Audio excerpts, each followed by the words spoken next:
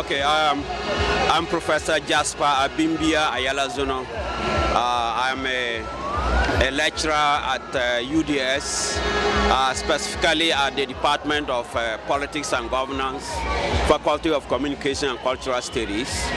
So I came all the way from Tamale to participate in this Arise Ghana demo because I believe in this kind of politics.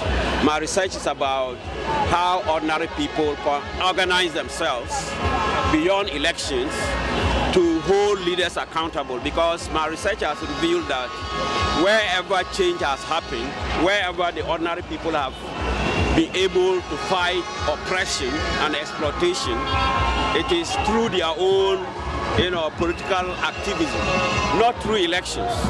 Elections are kind of not the best way to hold leaders accountable, because in Ghana, or especially in Africa, it's about money, buying votes, and the leaders using that money to recycle themselves in every 4 years or 5 years into power, and then only to amass more wealth to go back to buy votes to come back to power.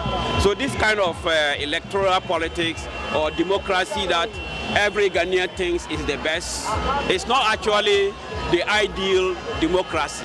The ideal democracy is where the leader or those elected serve as servants to the people, not their masters.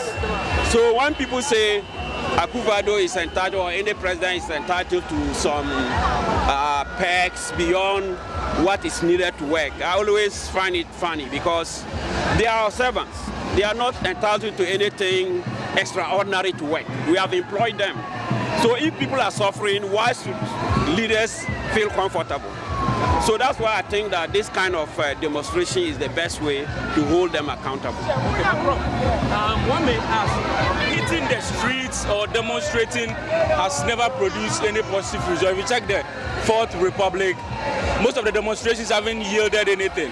Do you think that we have to really hit the streets to let the government know our concerns, or let the government know what the citizens want? Do we really need to hit the street before we get results?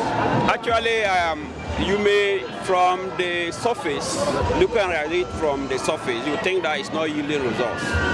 But you see that whenever there is a government, it is involved in all kinds of corruption, misrule, and all kinds of policies that are not working for the people, the demonstration normally lead to that government being kicked out of power. So these demonstrations have a longer term effect on the elections. So if you trace the history of demonstrations in Ghana, they have always had an effect on the incumbent party. So the present government is not happy with what is happening. So they are feeling uncomfortable. And when you look at demonstration all over the world, it takes a time. And in our own, we have not had that many. You know what I mean? Once in a while, one demonstration pops up and then dies out, pops up and dies out.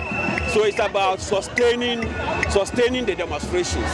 For now, they are just episodic. They pop up and die, pop up and die. So yeah, they are making some impact. The last question. If you meet the president today, as a professor, as a lecturer, feeling whatever is going on, what will you tell the president?